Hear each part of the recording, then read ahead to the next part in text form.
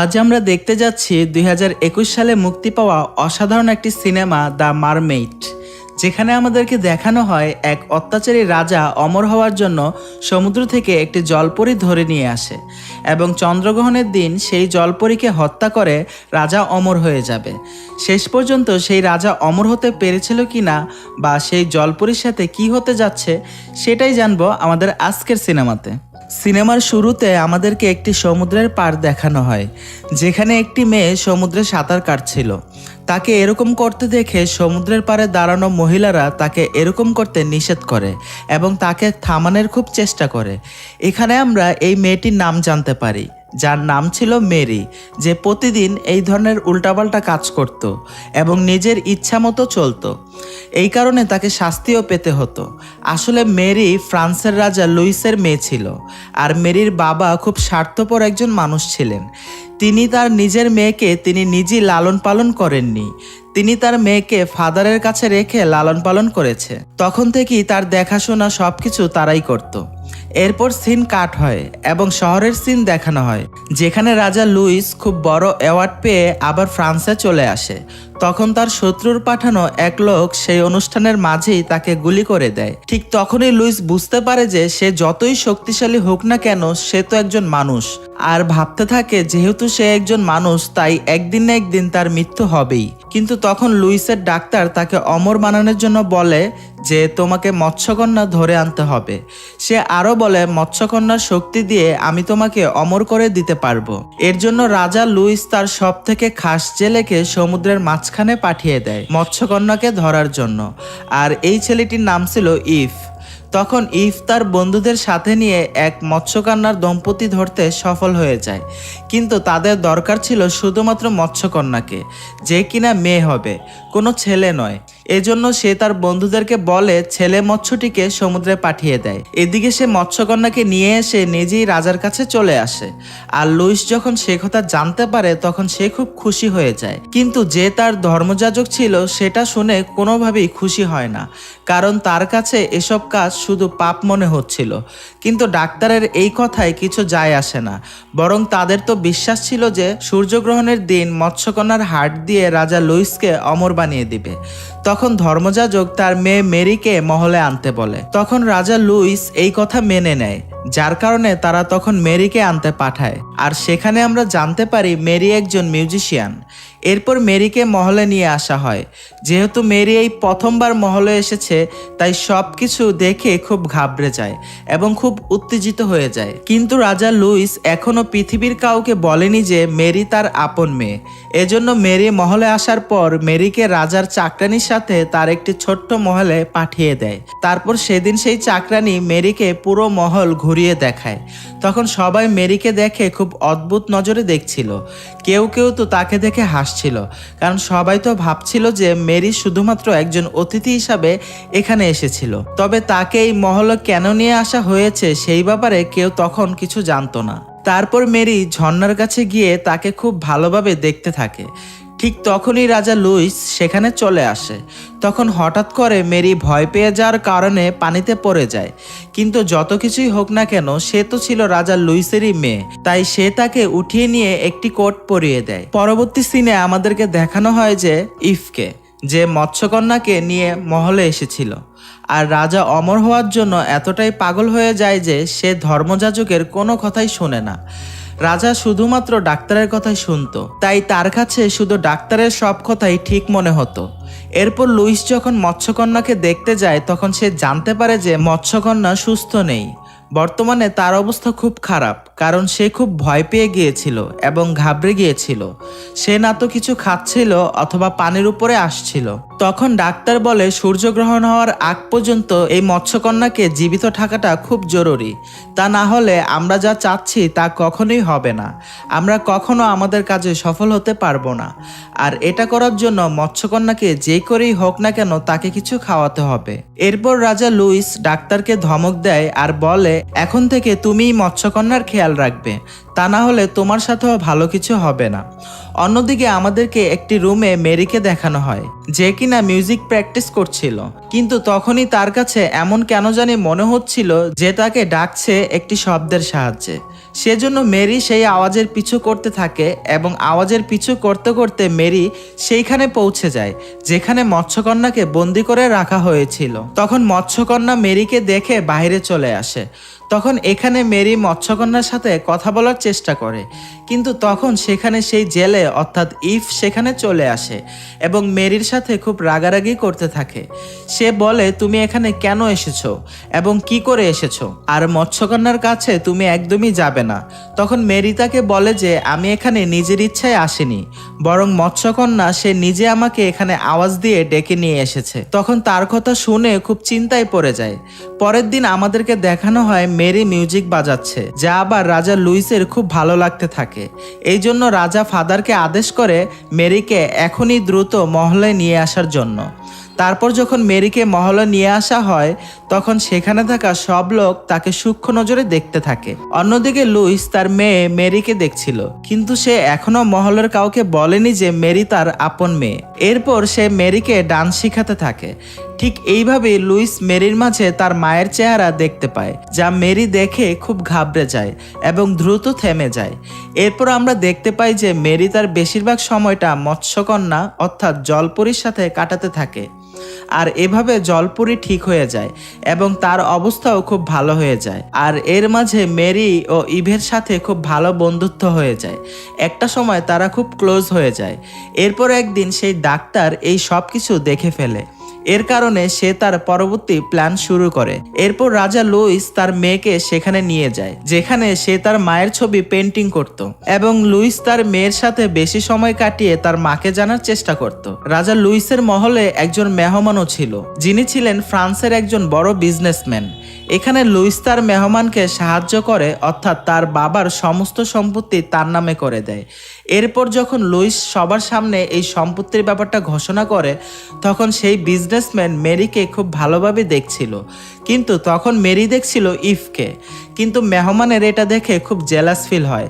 তার এটা একদমই ভালো লাগে না যে মেরি ইভকে পছন্দ করতে শুরু করেছে। তো এখানে আমরা এটা জানতে পারি যে সেই মেহমান মেরিকে পছন্দ করতে শুরু করে দিয়েছিল, আর এই কারণে রাতে পার্টির সময় ইভ ও মেহমানের সাথে ঝগড়া শুরু হয়ে যায়। এরপর আমরা মেরিকে দেখতে পাই যে আবারও মৎস্যকন্যার কাছে আসে এবং সে পানির নিচে গিয়ে মৎস্যকন্যাকে ছুঁয়ে দেখতে থাকে। আসলে মৎস্যকন্যারও মেরিকে খুব ভালো লেগেছিল। তার উপরে মৎস্যকন্যার বিশ্বাস ছিল যে সে তার কোনো ক্ষতি করবে না। এরপর তখনই সেইখানে ইভ চলে আসে এবং সে মেরিকে এইসব করতে বাধা দেয়, কারণ এইসব তার জন্য খুব বিপজ্জনক হতে পারে। কিন্তু মেরি তার কোনো কথাই শোনে না এবং পানি থেকে বাহিরেও আসে না। কিন্তু ইভ জোর করে মেরিকে পানি থেকে বাহিরে বের করে নিয়ে আসে। পরের দিন মেরি ইভের সাথে ঘোড়ায় করে বাইরে যাচ্ছিল, যেখানে তারা দুইজন জঙ্গল রেস করছিল। কিন্তু তখনই হঠাৎ করে মেরি নিচে পড়ে আহত হয়ে যায় এবং তার একটি হাত খুব খারাপভাবে ভেঙে যায়। তারপর ডাক্তার যখন তার হাতটি পরীক্ষা করে তখন সে বলে মেরির হাতটি কেটে ফেলতে হবে, কিন্তু মেরি এতে খুব ভয় পেয়ে যায় এবং সে সেটা করতে চায় না, কারণ সে প্রভুকে বিশ্বাস করে এবং তিনি তাকেই ঠিক করে দিবেন, তিনি তার কিছুই হতে দিবেন না। এছাড়া রাজা লুইস ডাক্তারকে বলে যে এখন তুমি মেরির কিছুই করো না, আমাদেরকে সকাল পর্যন্ত অপেক্ষা করতে হবে। তারপর আমরা রাতে মৎস্যকন্যাকে দেখি যে ইভের সাথে কথা বলার চেষ্টা করছিল এবং মেরিকে তার কাছে নিয়ে আসার কথা বলে। তখন ইভও তার কথা বুঝতে পারে যে সে কি বলতে চায়। তখন সে দ্রুত গিয়ে মেরিকে মৎস্যকন্যার কাছে নিয়ে আসে। মৎস্যকন্যার কাছে আনার পর সে তাকে পানিতে পাঠিয়ে দেয় এবং মেরি পানিতে নামার পরেই মৎস্যকন্যা তার চারপাশ দিয়ে ঘুরতে থাকে এবং ম্যাজিক করতে থাকে যেন সে পুরোপুরি ঠিক হয়ে যায়। মূলত মৎস্যকন্যার কাছে সব ধরনের আঘাত ও ক্ষত সারানোর জন্য ম্যাজিক রয়েছে। পরের দিন মেরিকে সবাই সুস্থ দেখে একদম অবাক হয়ে যায়। তখন মেরি ডাক্তার ও লুইসকে রাতে ঘটা সব ঘটনা সবাইকে খুলে বলে, যা শুনে ডাক্তার তার সিদ্ধান্তে আরো অটুট হয়ে যায়, অর্থাৎ মৎস্যকন্যাকে মারার সিদ্ধান্ত। কিন্তু তারা দুজন আবার মেরিকে মিথ্যা কথা বলে। তারা মেরিকে বলে যে ফ্রান্সের লোকদের চিকিৎসা করানোর জন্যই মৎস্যকন্যাকে এখানে নিয়ে আসা হয়েছে। তখন মেরির মনে হয় যে কাজ শেষ হওয়ার পর তারা মৎস্যকন্যাকে মুক্ত করে দিবে। তারপর মেরি আবার ইভের কাছে জানতে পারে যে আসলে মৎস্যকন্যাকে ফ্রান্সের রোগীদের জন্য আনা হয়নি, বরঞ্চ তাকে আনা হয়েছে লুইসের জন্য। তখন এই কথা একদমই মেরি বুঝতে পারে না। তখন তারা দুজন আরো কথা বলতে থাকে। কথায় কথায় মেরি ইভকে জিজ্ঞেস করে যে তুমি ওই মেহমানকে ঘৃণা করো কেন। তখন বলে যে আমি তাকে ঘৃণা করি এই জন্যই কারণ সে আমাকে মিথ্যা চুরির দায়ে জেলে পাঠিয়েছিল। এরপর ইভ মেরিকে একটি সুন্দর জায়গা দেখায়। তখন আস্তে আস্তে তারা দুইজন খুব ক্লোজ হয়ে যাচ্ছিল। এখানে মেরি ইভকে বলে দেয় যে আমার ইচ্ছা এটাই যে তুমি দ্রুত মৎস্যকন্যাকে এখান থেকে মুক্ত করে দিবে। অন্যদিকে আমরা লুইসকে দেখতে পাই যে সেই মেহমানকে ডেকে তাকে বলে দেয় যে মেরি তার মেয়ে। তখন রাজা সেই মেহমানকে মেরিকে বিয়ে করার কথা বলে। যেহেতু সে আগে থেকেই মেরিকে পছন্দ করত তাই সে দ্রুত রাজি হয়ে যায়। কিন্তু ফাদারের কাছে লুইসের এই সিদ্ধান্ত একদমই ভালো লাগে না। তখন সে রাজাকে বলে আপনার অন্তত একবার মেরিকে জিজ্ঞেস করে নেওয়া উচিত ছিল, জেনে নেওয়া উচিত ছিল তার ইচ্ছাটা কি। কিন্তু লুইসের এই ব্যাপারে কোনো কিছু আসে যায় না যে মেরি এই বিয়েতে রাজি বা রাজি না। এরপর ফাদারের খুব রাগ হয় এবং রেগে গিয়ে সে বলে মেরি আপনার মেয়ে, আপনার এতটা স্বার্থপর হওয়া উচিত নয়, কারণ এটা আপনাকে রাজা বানাবে ঠিকই কিন্তু ভালো মানুষ বানাবে না। অন্যদিকে মেরি আবারও মৎস্যকন্যার কাছে যায়। তখন মৎস্যকন্যা মেরিকে নিজের পিঠের উপরে বসিয়ে পানিতে সাঁতার কাটতে থাকে। এতে মেরি খুব আনন্দ পায়। যখন মেরি পানি থেকে বাইরে আসে তখন লুইস তাকে ডাকে এবং বলে দেয় যে তুমি আমার মেয়ে। তখন রাজা মেরিকে একটি রকেট দেয় যাতে তার মায়ের একটি ছবি ছিল। তখন রাজা লুইস মেরিকে বলে তুমি দেখতে একদম তোমার মায়ের মতো আর তোমার আচরণও তোমার মায়ের মতোই। সেও কারো কথা শুনতো না। তখন রাজা মেরিকে বলে আমি একজন স্বার্থপর মানুষ। আসলে তোমার মায়ের মৃত্যু তখনই হয়ে গিয়েছিল যখন তুমি জন্ম নিয়েছিলে, কিন্তু আমি তোমাকে একা লালন পালন করতে পারতাম না। এজন্য আমি তোমাকে ফাদারের ভরসায় তার কাছে দিয়ে এসেছি, কারণ তোমাকে নিয়ে আমি এই রাজ্য সামলাতে পারতাম না। দুইজনকে একসাথে আমার একা বয়ে নিয়ে যাওয়া অসম্ভব ছিল। এরপর সে বলে এই সময় ফ্রান্সে একদমই টাকা নেই, অবস্থা খুবই খারাপ। যদি আমি তোমাকে সেই মেহমানের সাথে বিয়ে দিতে পারি তাহলে তার সব টাকা আমাদের হয়ে যাবে। তখন মেরি এটা শুনে খুব কষ্ট পায়। তখন সে পুরোপুরি ভেঙে পড়ে এবং তার বাবার উপরে কষ্ট পেয়ে সেখান থেকে চলে যায়। কিন্তু রাজা লুইসের মেরির কষ্ট পাওয়া না পাওয়াতে কিছু যায় আসে না। অন্যদিকে মেরি কাঁদতে কাঁদতে সেখান থেকে বেরিয়ে পড়ে। অন্যদিকে আমাদেরকে দেখানো হয় ফাদারকে, যে মৎস্যকন্যার কাছে গিয়েছিল। মৎস্যকন্যার সাথে হওয়া অত্যাচার ও বেইনসাফি একদমই তার ভালো লাগছিল না। এজন্য সে ডাক্তারের কাছে গিয়ে তাকে বোঝানোর চেষ্টা করে, কিন্তু ডাক্তার তার নিজের কথায় একদম অটল ছিল, তাই সে তার একটি কথাও শুনে না। তখন সে তাকে আজে বাজে কথা বলে সেখান থেকে বের করে দেয়। অন্যদিকে আমাদেরকে দেখানো হয় মেরিকে, যে তার রুম থেকে পালানোর চেষ্টা করছে, কিন্তু রাজা লুইস তার দরজার সামনে সৈন্যদের দিয়ে মেরিকে পাহারায় রেখেছিল। এজন্য সে জানালা দিয়ে মৎস্যকন্যার সাথে দেখা করতে যায়। তখন মৎস্যকন্যা তার পাওয়ারের মাধ্যমে মেরিকে অতীত দেখায় যে কিভাবে ইভ তাকে ও তার পরিবারকে ধরেছিল।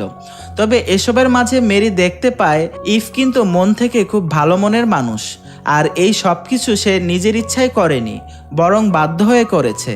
তারপর ফাদার আবার এটা দেখে খুব চিন্তিত হয়ে যায় যে লুইস অমর হওয়ার জন্য পাগল হয়ে যাচ্ছে। এই জন্য সে লুইসকে খুব ভালোভাবে বোঝানোর চেষ্টা করে, কিন্তু ফাদারের কথা লুইস কোনোভাবেই শুনে না।